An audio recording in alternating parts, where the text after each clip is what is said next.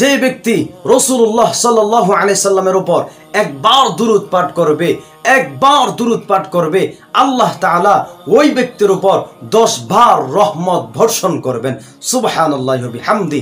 ভাই আমার, যে ব্যক্তি রাসূলুল্লাহ সাল্লাল্লাহু আলাইহি সাল্লামের উপর একবার দুরূদ পাঠ করবে, আল্লাহ তাআলা ওই ব্যক্তির উপর 10 বার রহমত বর্ষণ করবেন, রহমত বর্ষণ করবেন, রহমত পাঠাবেন, রহমত দিবেন।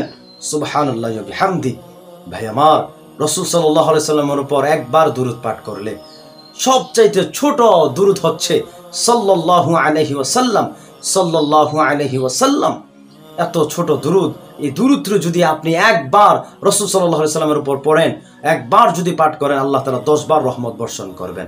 শুধু তাই নয়, কেউ যদি সকালে 10 বার দুরূদ পাঠ করে, বিকালে 10 বার দুরূদ পাঠ করে, আল্লাহ রাসূল সাল্লাল্লাহু আলাইহি সাল্লাম বলেন ওই ব্যক্তি কিয়ামতের ময়দানে আমি নবী মুহাম্মদ রাসূলুল্লাহ সাল্লাল্লাহু আলাইহি সাল্লামের সুপারিশ পাবে।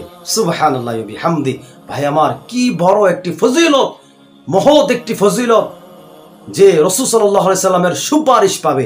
রাসূল সাল্লাল্লাহু আলাইহি সাল্লামের উপর দুরূদ মাত্র 10 বার 20 বার প্রতিদিন দুরূদ পড়লে আল্লাহ রাসূল সাল্লাল্লাহু আলাইহি সাল্লাম আপনাকে সুপারিশের মাধ্যমে জান্নাতে নেবে ইনশাআল্লাহ।